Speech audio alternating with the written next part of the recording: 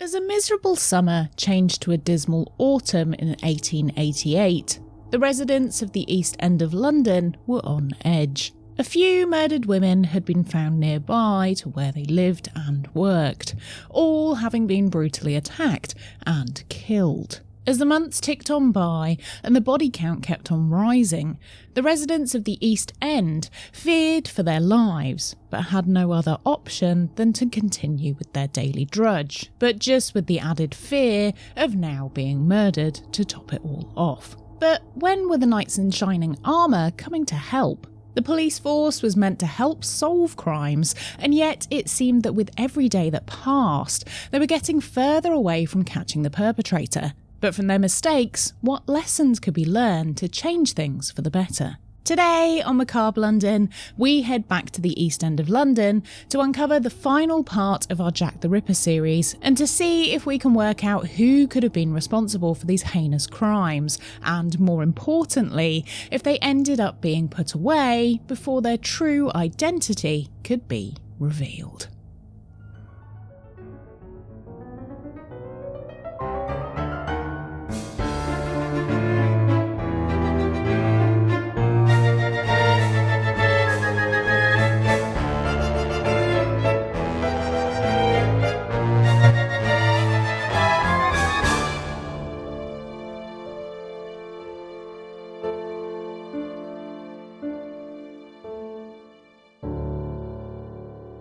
Welcome back to the next episode of my Crime and Punishment in London series, and the final part of this series within a series on the Jack the Ripper murders. I'm Nikki Druce, your host with a silent G, and in the last episode we investigated 3 of Jack the Ripper's alleged victims: Annie Chapman, Elizabeth Stride and Kathryn Eddowes. These murders, particularly the double event in which Elizabeth and Kathryn both lost their lives at different locations on the same night, were enough to push those living in the East End over the edge. But with the weather changing, the nights growing bitterly cold and fewer women out walking the streets after dark, knowing there was danger lurking in the shadows, it seemed the Ripper may have had his work cut out for him to find another victim. Now, if you're new here and this is your first time listening to or watching Macabre London, then make sure you pick up with the first few episodes in this Crime and Punishment series to make sure you're up to speed. Even though I do make it so you can pick up with any episode as a standalone piece, but you'll get way more out of it if you know the timeline up to this point. But if you've been here for the duration, welcome back and let's dive straight back in. But if you want to get more of the show, I'd love for you to join me and the rest of the Ghoul Gang on patreon.com/Macabre London to be part of the exclusive club.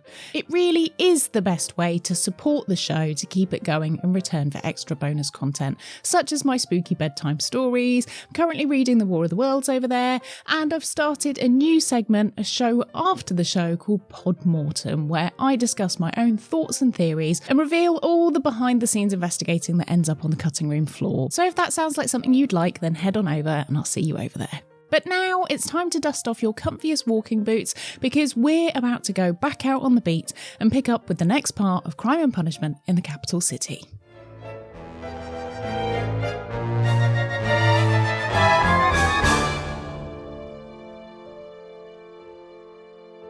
After the night of the double event in London, when 2 women were found dead within a short distance of each other and in 2 different jurisdictions, the police had their work cut out for them.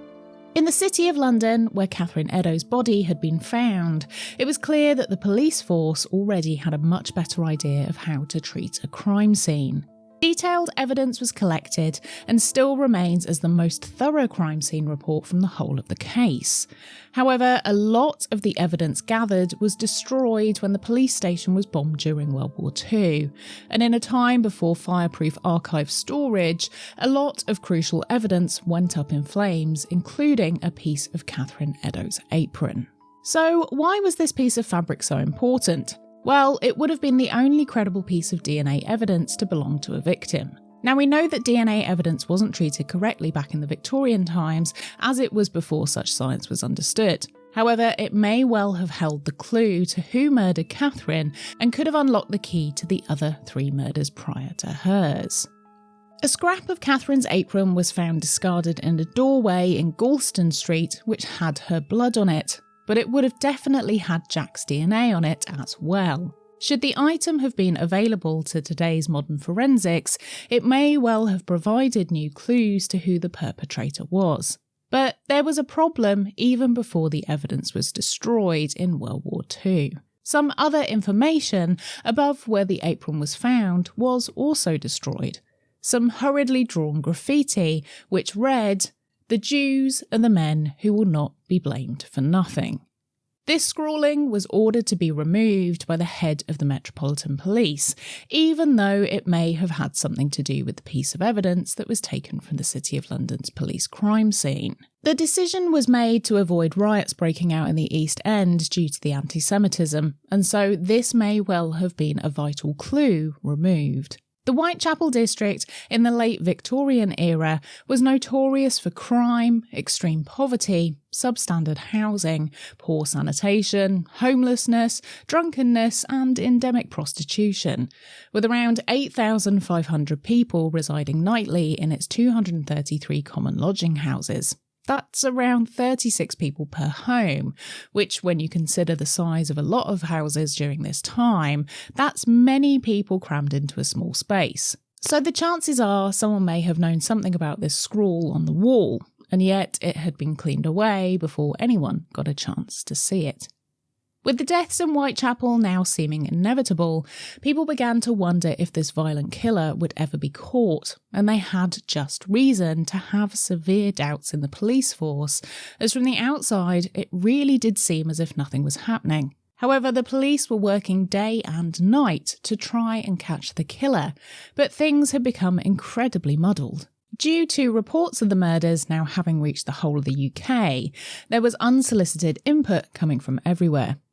Newspapers published speculation, which people took as fact. Anti-Semitic sentiment ruled many articles, and this caused lynch mobs to roam the East End in search of anyone who may have borne even the slightest resemblance to the scant eyewitness reports, and the whole area became a mess of vigilante crime fighters trying to do their best. This did nothing but muddy the waters of the police investigations, and independent crime fighters popped up who did more harm than good. The Whitechapel Vigilance Committee were the main group which tried to reclaim their streets by setting up their own group due to the lack of police involvement. Many tradesmen banded together with their primary concern being that the ongoing killings were negatively impacting local businesses, not because of the actual victims. I guess capitalism wins over women's rights to safety once more. During its first meeting on September the 10th, 1888, just 2 days after Annie Chapman's murder, a local builder named George Lusk was elected chairman. The committee set about working out how to bring an end to the terror in the East End and decided the Met Police didn't know what they were doing. They also thought the government were not helping matters either. A significant point of contention was the Home Secretary, Henry Matthews' refusal to offer an official government reward for information leading to the killer's arrest, as he believed it would encourage time wasters with false leads, and that could well be the case. But the Whitechapel Committee decided they'd go against this and set one up anyway. They decided to set up local nightly patrols and paid their men and equipped each man with a whistle and a stick. They even brought in their own private investigators. They even asked head of the Met, Sir Charles Warren, to publish in the newspaper that anyone who was an accomplice of Jack's would be able to give information without reprimand. But the Home Secretary denied the request despite Charles being for it. Now, there is also some thought that the Vigilance Committee purposefully upset the investigation to cause scorn and judgment to be passed on the government and police so they could get them out. After all, they'd not really done anything to improve the area, and the local residents thought they could govern themselves, so that would make sense. But it created a powerful case study for future investigations, which would allow the police to protect what they were doing to avoid perverting the course of justice. Now, it's fairly obvious that these independent investigations put the committee at risk of persecution from not only the killer, but also the general public. If people didn't agree with their actions, they knew where to find them. And in a day and age before data protection, names and addresses were regularly published in newspapers for all to see. But these were men on their own patrolling the streets. They were safe from Jack, but they weren't safe from threatening letters. Most famously, on the 16th of October 1888, George Lusk received a package containing half a human kidney preserved in wine, and a note which went on to become known as the From Hell letter. The author of this letter claimed the kidney was from Kathryn Eddowes and that he had fried and ate the other half. And this seemed plausible at first, but when checked, the kidney was free of disease and Kathryn had scarred kidneys from a long-term condition. But it did seem to be human, which is also terrifying. But the kidney of a pig is also similar to a human one, and without forensic certainty, it would have been easy to get these two things mixed up. However, a doctor checked it over and said it was from a woman. How would they actually know that? And that it had signs of alcohol damage. But it had been preserved in wine, so I personally think this one is a bit of a red herring. Anyway, the letter read, "From Hell, Mr. Lusk, Sir, I send you half the kidney I took from one woman, preserved it for you. T'other piece I fried and ate. It was very nice. I may send you the bloody knife that took it out if you only wait a while longer. Signed, Catch me when you can, Mr. Lusk." Once again, this letter has now been lost, and it also looks like it may have been written in blood. But during this time, anyone to do with the case received hundreds of letters pertaining to be from the killer. Another letter, referred to as the Dear Boss letter, was received before the From Hell letter on September the 27th by the Central News Agency. Initially, it was believed to be a hoax. In the letter, the author claimed to be the murderer and made a direct reference to the press previously calling him Leather Apron, stating, "That joke about Leather Apron gave me real fits." The author also boasted about his work, saying he gave the lady no time to squeal, and declared his intention to continue killing, stating, "I am down on whores and I shan't quit ripping them till I do get buckled." Crucially, the letter ended with the words, "Yours truly, Jack the Ripper," which swiftly replaced Leather Apron as the media's favoured moniker for the murderer and birthed the name for the unknown killer. The author also made a chilling promise. "The next job I do, I shall clip the lady's ears off and send to the police officers just for jolly, wouldn't you?" He requested that the letter be kept back until he did a bit more work, then to give it out straight. Now, as this letter arrived just 3 days before the double event, it did seem to allude to this being genuine, as part of Kathryn Eddowes' earlobe was found cut off. This gruesome detail led authorities to reconsider the letter's authenticity, as it seemed to predict a specific mutilation, but it wasn't quite exactly what had been promised. Following this coincidence, the police deemed the Dear Boss letter important enough to reproduce it in newspapers and post bills of the time, hoping someone would recognise the handwriting, publishing it in the Daily News on October the 1st, 1888. Another important letter was the Saucy Jackie postcard, which was also received by the Central News Agency on October the 1st. This postcard claimed responsibility for the double event and made direct reference to the Dear Boss letter, but maybe that was just because they'd read it in the paper earlier. However, these 3 letters did seem to be the most genuine. But again, due to the bombardment of letters to the police, no one could tell what was real and what wasn't. But it did emerge that one specific journalist may have been producing these letters to sell papers and was pinned to having written the postcard, so it does seem the letters have to be treated with a large pinch of salt. What was considered to be the final murder in the Jack the Ripper case happened on the 9th of November 1888, just 9 days after the double event. And this time, events seemed to unfold differently. Firstly, the victim, Mary Jane Kelly, was younger than the other victims. She was just 25 years old. Not anything is really known about Mary, as her life wasn't documented, but it's believed she was from Limerick in Ireland. Then her family moved to Wales, where at just 16, she married a miner, but just a few years later, she was a widow due to an explosion and found herself alone. Now, there are some far-fetched ideas about Mary. One story says she became a high-class sex worker and even did a stint in Paris where she earned a large amount of money and spent it on finery. But then that doesn't quite explain how she ended up in the East End. There seems to be some evidence to suggest she was disowned by her family, who were meant to be reasonably well off. But then her landlord said she would ask him to read the newspaper to her, which suggests she may have been illiterate, which wouldn't be fitting of a woman who came from money. So it's safe to say we don't really know much about Mary, which removes vital clues as to how she ended up in her situation, selling herself just to get by. Mary's murder happened sometime in the early morning of the 9th of November, and her body was discovered by the rent collector of her landlord. Mary was behind on her rent by about 6 weeks, and she was close to being evicted. However, I doubt anyone would now want to rent this room after how it was found. Poor Mary had been absolutely eviscerated. Not much of her remained, and what did had been spread around the room, leaving it entirely covered in her blood and internal organs. Kylee lived in a sparsely furnished single room at 13 Miller's Court, behind 26 Dorset Street, Spitalfields, and it's believed she occasionally shared this with another working girl. But on this night, Kylee was working alone. On the evening of November the 8th, Kylee was visited by her ex-boyfriend, Joseph Barnett. But we don't really know what that meeting consisted of, and it seemed he left earlier on in the evening.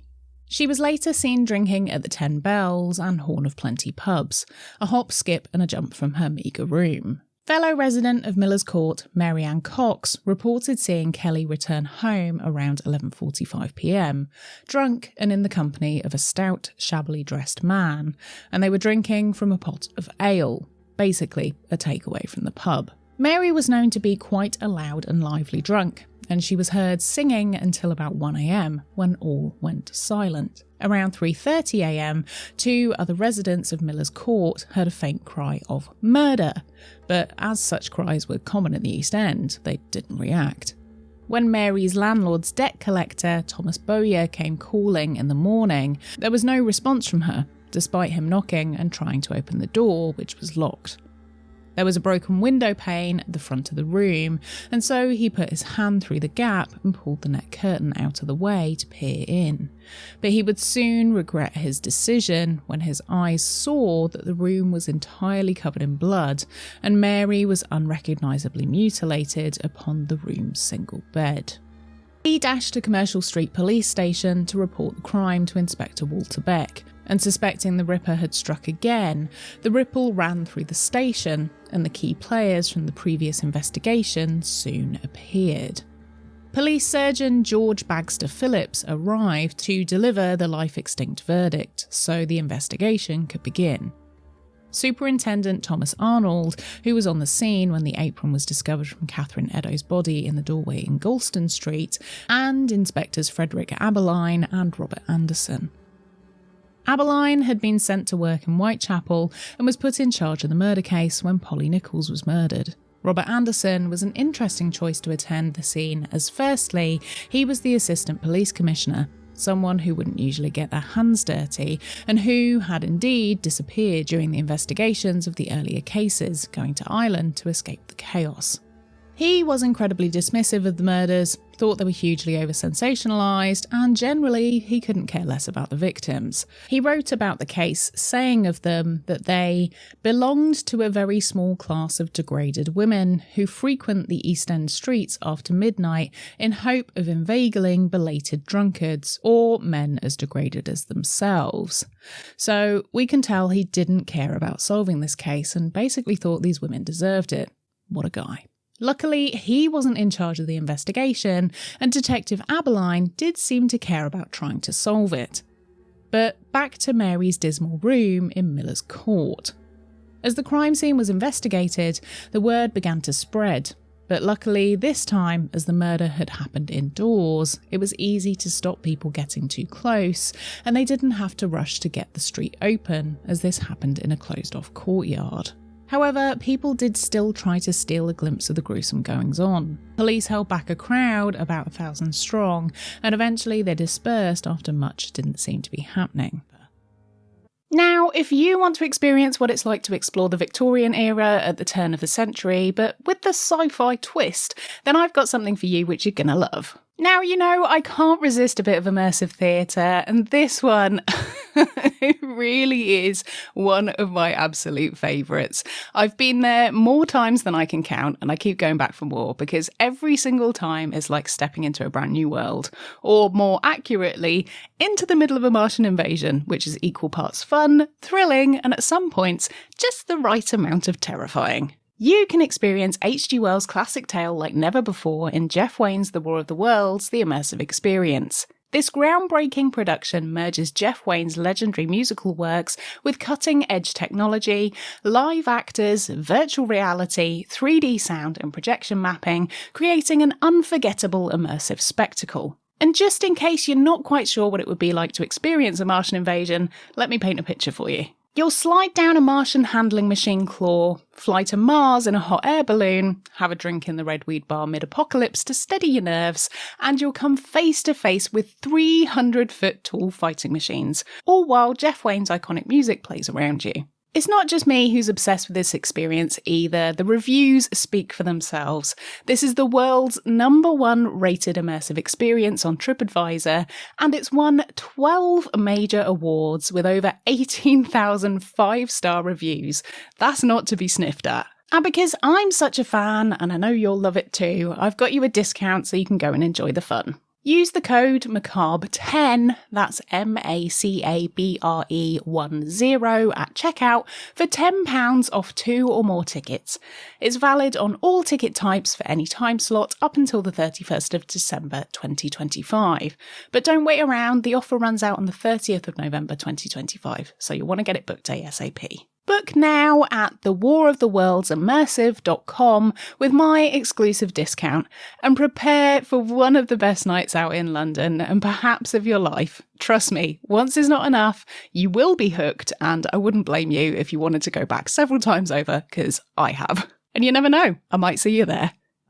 At the crime scene of Mary Jane Kelly, things were starting to heat up. It was 1:30 p.m. by the time police actually entered the room. But before this, there had been an attempt to try and get some bloodhounds on the case to try and pick up a scent in the room, which could then be followed. But due to the overwhelming amount of blood and the large crowd gathered outside, it was felt that this would be a pointless endeavour, and so they knocked the pursuit on the head, and also apparently there were some outstanding bills to be paid to the owners. Burgo and Barnaby, the bloodhounds, had been successful in tracking Police Commissioner Sir Charles Warren, whose idea it was to try and use the dogs in the case, but there were many caveats for them to be successful, many of which would be impossible to maintain in the busy and smelly city. Plus, one of the hounds also bit Sir Charles Warren, which put a bit of a dampener on their use, but tracking by dogs would become something used by the police along with sniffer dogs in the prevention of crime later on down the line, but their use was incepted as part of the Ripper case. Once the police had broken in, they had to work out how the door had become locked. Was this someone who had a key, had worked out how to lock the door by putting their hand through the broken glass, or had they climbed out through the window?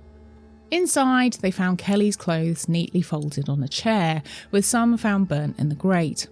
Abaline believed the clothes were burned by the murderer to provide light, as the room was dimly lit, only by a single candle, and others commented on just how dark the room was, even during the dim winter daylight, so it would have been entirely pitch black at night. It was instantly clear that the locked room had afforded the murderer time to carry out the worst of his murders so far.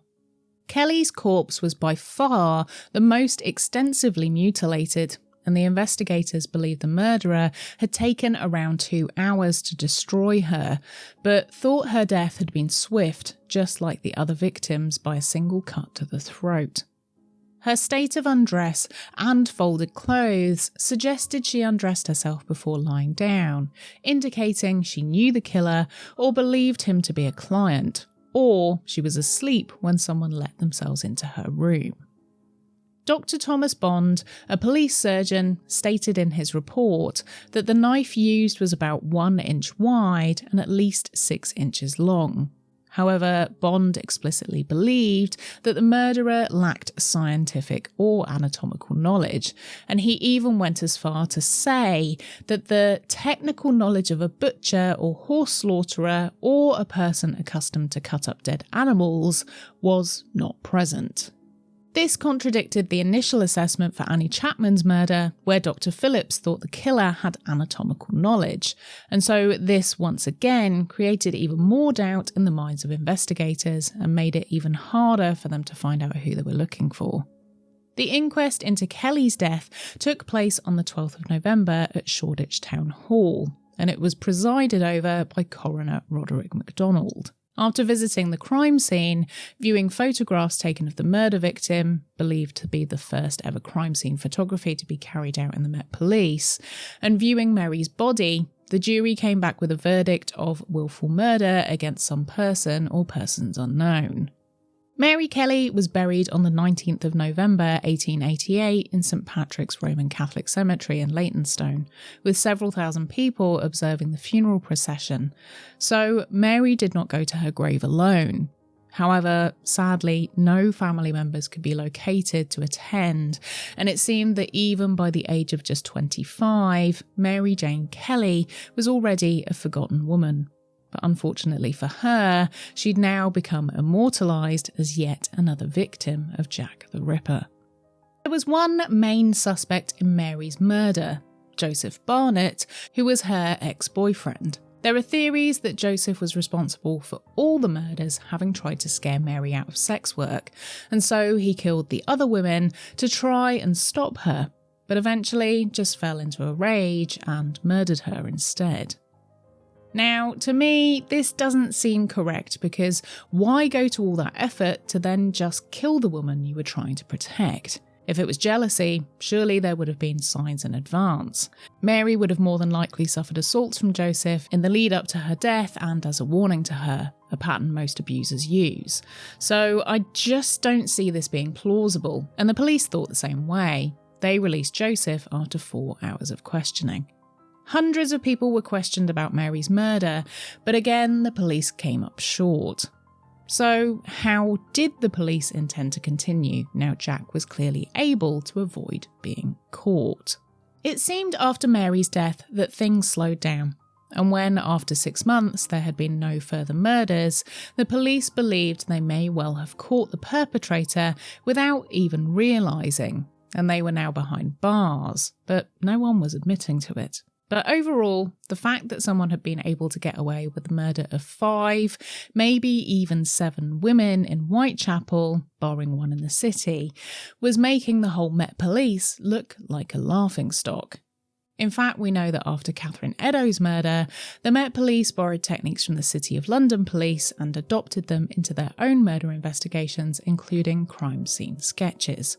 Now, this may have been a coincidence, but Police Commissioner Sir Charles Warren resigned on the 8th of November 1888, and then that evening, Jack struck again. Was this a sign that Jack had well and truly beaten the police, or was this just yet another senseless attack?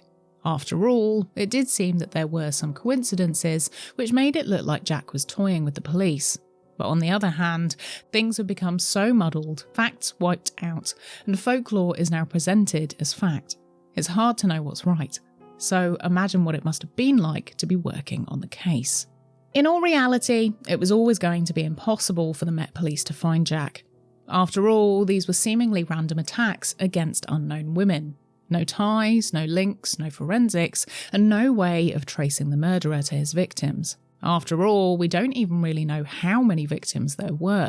Yes, some of the victims seem to be linked in their method of murder, but others were so different there's no way of even knowing at all what the truth is. And as every year passes, the real version of events becomes more and more hazy. After chaos broke out in the East End, with people attacking the Commercial Street police station and anti-Semitic gangs lurked in the streets due to papers stirring up hate by printing fake eyewitness accounts, there were more and more problems starting to spread. So who did the investigators think did this, and why were there no convictions made? As we previously covered, Leather Apron John Pizer was discounted after Annie Chapman's murder. William Henry Piggott, a 53-year-old ship's cook, was detained on the 9th of September after arriving at a pub with a recent hand injury and shouting misogynistic remarks. A blood-stained shirt was traced to him, but he claimed the blood was his own from his hand injury, and so he was released. Jacob Isenschmid, a Swiss butcher with a distinctive large ginger moustache and a history of mental illness, was arrested on the 13th of September, matching an eyewitness description of a blood-stained man seen suspiciously on the morning of Chapman's murder. He was confined to Fairfield Row Asylum by September the 17th, and so he doesn't fit the timeline.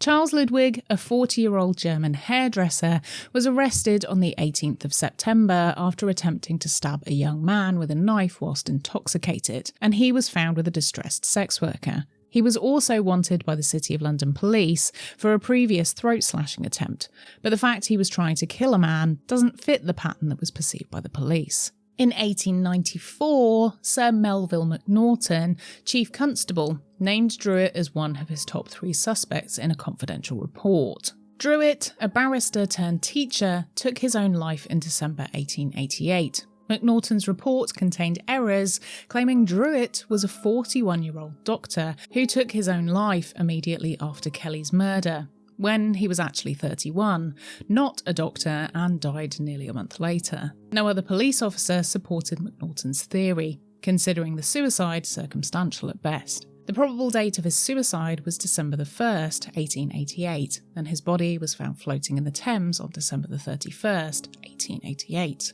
Michael Ostrog was another of Macnaghten's 3 suspects, investigated and found to be nothing more than a demented conman. He had been in and out of asylums. Then there was Aaron Kosminski, identified as a suspect by some sources. Robert Anderson, head of the CID, believed Kosminski to be the Ripper. Kosminski was treated for insanity in July 1890 and transferred to Leavesden Asylum for imbeciles in April 1894, noted as demented and incoherent. Now, there has been a lot of speculation about Kosminski in recent years due to a shawl which was thought to have been found at Kathryn Eddowes' murder, but we don't really have time to go into that today. But needless to say, with so-called evidence which we know was mishandled at the time, DNA profiling just isn't reliable enough, and many issues were found in the subsequent testing the owners had carried out. So I'm just not even going to include any of that because honestly, I think it's a complete non-starter. So moving on, we have Francis Tumblety, an American quack doctor named as a very likely suspect by John Littlechild, head of the secret police at Scotland Yard in 1913, in a letter he wrote to a crime journalist. Tumblety fled to America and Scotland Yard detectives investigated him further. However, it is unlikely they continued to view him as a serious suspect, as otherwise I'm sure they would have brought him back to Blighty. But who did Detective Abaline think was responsible? After all, he was in charge in the East End, and so surely he should be the one to follow as closely as possible on this. Abaline had George Chapman on his list as suspect number 1. George, whose real name was Severin Antonievich Klosowski, was well versed in the East End and knew his way around, something which was undeniably obvious from the killer's movements. George matched the description of a few eyewitnesses, and when he was arrested for another series of crimes in 1903, in which he poisoned 3 of his wives to death, Abaline said, "You've caught Jack the Ripper at last." Now, George Chapman was such a horrific human that I will at some point do a full episode on him. But to avoid Ripper fatigue, I won't be doing that for quite a while, unless you really want to hear it. So if you do, leave me a comment wherever you're watching or listening to this podcast. But the most chilling aspect of a report made by one of George's wives was that he used to disappear out all night with a bag in which he never revealed what was inside. He also took a trip to America when the murders stopped, and the timelines do seem to line up quite well. However, we do have to remember that pretty much everything around this case is speculation, and the facts have been incredibly thinned down. We also know that many pieces of evidence were thrown away, taken by police, or not even reported. Interestingly enough, I was privileged enough to see Detective Abaline's work diary from that time recently, and during the whole of that time, there was not one single mention of Jack the Ripper in it. At least that's what I was told by the museum curator that showed it to me. So if this case was so enormous at the time, why the secrecy? Ripper fatigue? I'm beginning to think that's a real thing. But with the case eventually drawing to a close and no new murders taking place, thank God, what lessons were learned by the police? Well, we already know that the Met Police learned from the City of London Police how to preserve a crime scene and how to document it properly, something which only went on to be improved as time passed. Post-mortems lacked a lot of details. We know that vital things were missed, particularly in the case of Polly Nichols, where it wasn't even spotted that she'd received mutilations to the lower half of her body until she was moved from the scene and in the mortuary. Other notes around bruising and lacerations, which could have painted a picture of a similar method or even provided important hand size of the perpetrator, were largely negated. However, as time went on, more became recorded, but it was a little too late. Crime scene photography was used, and this created perma-records which could be referred to even after the crime scene was cleared up. In fact, I have some interesting details about what happened to Mary Jane Kelly's room after her death by subsequent tenants, but I'll be going over that in my show after the show Post-mortem, which is available to my Patreon community along with my thoughts about the suspects. So if you're interested in that, then make sure you head over to Patreon to get the exclusive gossip on my extra podcast. Now, we have to remember that the investigation at the time was huge. Thousands of people were questioned, but the net was thrown far too wide, and there weren't enough people to reliably assess the data that was collected to turn it into something meaningful. Sting operations were trialled as part of the investigation. Police officers dressed up as women and roamed the streets, and even some women were paid to try and act as lures for Jack. But none of that seemed to work, but it was innovative nonetheless. Trials on increasing police officers in the area did seem to correlate between the length of time in between the murders, and some believe the increased interest in the area overall may have stopped Jack or caused him to move out of the country. We know the media played havoc on the investigation and derailed it, so this definitely made the police tighten the public information revealed in future high-profile cases. In the case of the Ripper, we have the first attempt at criminal profiling, which helps to narrow down the suspect list. Now, at the time, this profile, which was delivered by Dr. Thomas Bond, the police surgeon, was all but speculation. It shows an attempt to try and close the gap of who the killer could be to differentiate him from the common man. Bond said the Ripper was, in the case of Mary Kelly's murder, someone capable of homicidal and erotic mania. This idea of understanding the perpetrator's psychology would evolve into modern criminal profiling techniques and would allow other investigators to link crimes. So with those improvements in the police force at their very early stages, what would happen now in the East End? With the stories of these poor women hitting the papers, people from every side of society were now aware of just how awful conditions were for those living there. Even Queen Victoria was aware of how awful things were and told the Prime Minister to set about making improvements immediately. In a telegram, she wrote, "This new, most ghastly murder shows the absolute necessity of some very decided action. All these courts must be lit and our detectives improved.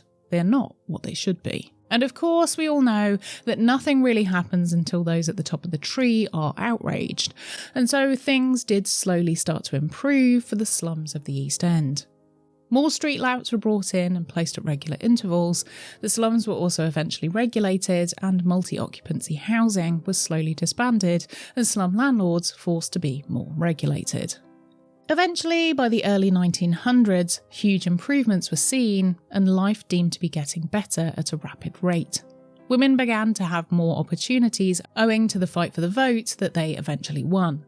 And it finally started to sink in that women were more than just baby-making machines or sex workers. But it took a lot of hardship to convince those in power that was the case. The women who fell victim to Jack the Ripper, Mary Ann Nichols, Annie Chapman, Elizabeth Stride, Kathryn Eddowes and Mary Jane Kelly, have sadly never been allowed to truly rest. Their names are etched into history, not just as victims, but as symbols of a brutal era which was soaked in patriarchal betrayal and misogyny. Yet, through their tragic deaths, London was forced to confront the harsh realities of its impoverished East End, and their deaths were not in vain. Their slaughter contributed to the eventual improvements that no doubt saved many women from a similar fate. Whilst their killer was never caught, the impetus for the police to improve was enormous. Society reacted and demonstrated that if they were going to be governed, it had to be for everyone's benefit, not just for those in the upper echelons of society. This chapter in London's history is often remembered from the point of view of what happened to the women. But from now on, I hope we can look at it as more as a period in which these women unknowingly gave everything just to get some minor improvements for those who lived their same lives as they once had every single day. The quest for equality in law and order continued to evolve, and in order to understand and help more women, new roles within the police force were eventually designed to better serve and protect vulnerable populations. This expanded the police to appoint the first women in their ranks as police matrons during the late 1800s, a significant step in the ongoing journey of London's approach to crime and punishment, and only a short way away from the first ever woman being a police officer. But with all change, progress was slow. However, make sure you join me on the next episode of Crime and Punishment in the Capital City to find out just how things changed within the force to allow women to be involved. And you know it would have been a hard old slog for those first women, so you're not going to want to miss it. So make sure you join me next time.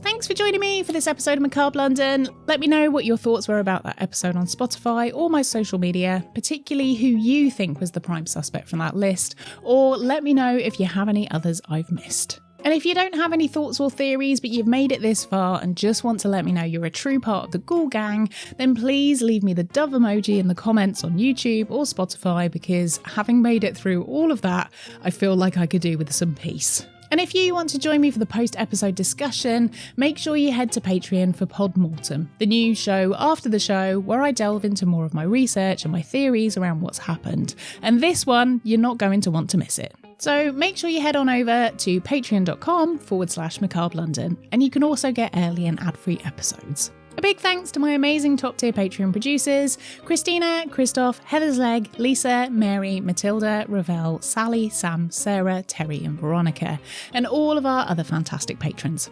If you want your name read out in the episodes or listed in the show notes, join us on Patreon. I'd love to personally welcome you to the Ghoul Gang and have a natter about the latest episodes. Don't forget to head to thewaroftheworldsimmersive.com and use my code MACABRE10 to get your special discount code of £10 off any 2 or more tickets. And if you're thinking of something out of this world to do for Halloween, you can't get better than that.